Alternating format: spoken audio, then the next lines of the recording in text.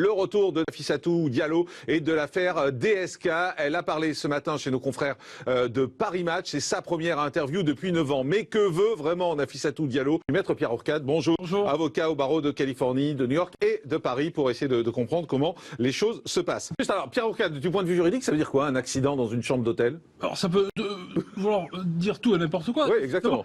Il y a un point important, c'est pas un non-lieu qu'il y a eu, hein. C'est pas. C'est un accord. Il n'a pas été blanchi. Non, pénal. Au pénal, il n'y a pas eu de non-lieu. Le juge a trouvé que Nafissatou Diallo n'allait pas être assez crédible, mais il l'a dit, ça y revient à l'époque, il l'a croyait pourtant. Mais qu'il n'y avait pas matière à poursuivre. Il y avait matière à poursuivre, mais il s'est dit qu'elle exploserait en vol devant un jury pénal. Ensuite, l'affaire civile. Alors évidemment, comme dans toutes les affaires civiles, on lui propose de l'argent assorti de ce fameux accord de confidentialité. Autour de cette table, personne ne l'a lu. Qu'est-ce qu'il y a dans cet accord? Est-ce qu'il y a une durée? Mais il y a clairement le mot accident dedans à prononcer à la place du mot viol. Clairement, il faudrait reprendre le mot Larousse. Un accident, c'est un terme très générique. Attendez, moi, ça n'est pas un accident. Moi, je peux vous affirmer qu'il y a le mot accident. Voilà. D'accord. Oui, mais un accident, ce n'est pas un accident. C'est un terme parfaitement générique. Devant un tribunal américain, on lui aurait dit, parce qu'elle avait peut-être menti sur l'immigration. Donc on lui aurait dit, vous avez menti sur l'immigration? Vous avez menti sur quoi d'autre? Et là, ça démolissait toute la procédure. C'est pour ça que Cyrus Vance, qui entre parenthèses, voulait pas perdre son poste, ils sont élus, les procureurs aux États-Unis à New York, il est toujours en poste. Mais ce que je comprends pas, Pierre Ourcade, c'est vous avez dit, il n'a pas été innocenté, DSK, mais il est innocent aujourd'hui, aux yeux de la loi. Aux yeux de la loi américaine, il n'est pas innocent. Il n'est pas innocent aux yeux de la loi? Attendez, je vais terminer. Je donne la parole à M. Thomas. C'est un point juridique de droit new-yorkais. Il n'y a pas eu procès, donc il n'a pas été acquitté.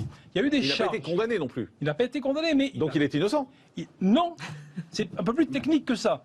Le procureur a déterminé que Nafissatou n'était pas, à la lettre témoin, n'était pas assez crédible pour convaincre un jury. Il a donc décidé d'abandonner les charges. Alors, il y a des petites subtilités entre le droit français et le droit new-yorkais, mais ça n'est pas, je l'ai dit à l'époque, un non-lieu. Alors là, c'est une question de terme. Alors, on peut jouer sur les mots. Non, mais c'est pas jouer sur les mots, c'est tout à fait technique. Du point de vue du droit new-yorkais, il n'est ni coupable ni innocent. Voilà. On ne sait pas. Il aurait été innocenté s'il y avait eu un jury populaire de 12 personnes qui l'avaient acquitté. Là, une fois de plus, le procureur a dit: je ne veux pas aller au procès, elle ne sera pas crédible, elle ne tiendra pas la route, donc on ne va même pas faire un procès. Mais Cyrus Vance a dit, il avait dit à l'époque, je la crois.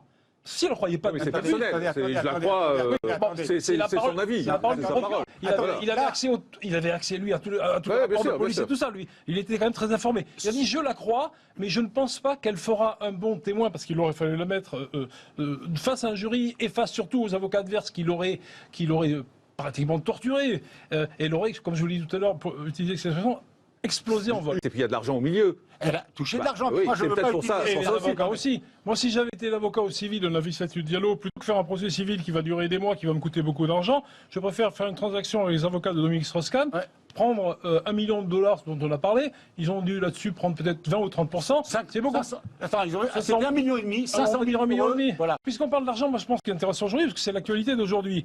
Elle reprend la parole. Donc on ne peut imaginer que ça tombe dans l'accord de confidentialité, elle n'en dit pas trop, et elle prend la parole à mon avis aussi, parce qu'elle a prévu d'écrire un livre. Bien sûr. Et donc elle fait la promotion de son livre.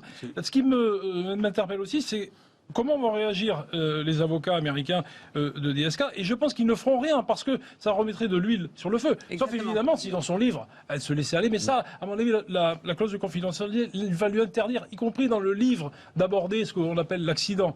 Mais en tout cas, je ne pense pas que ça serait une bonne stratégie de la part des avocats américains de DSK de l'attaquer de nouveau là-dessus. On ouvre la boîte de Pandore à nouveau. Ça veut pas dire qu'elle ment aussi. C'est quand même une femme dont la vie a été détruite par tout ce qui s'est passé. Elle a quand même le droit de s'exprimer.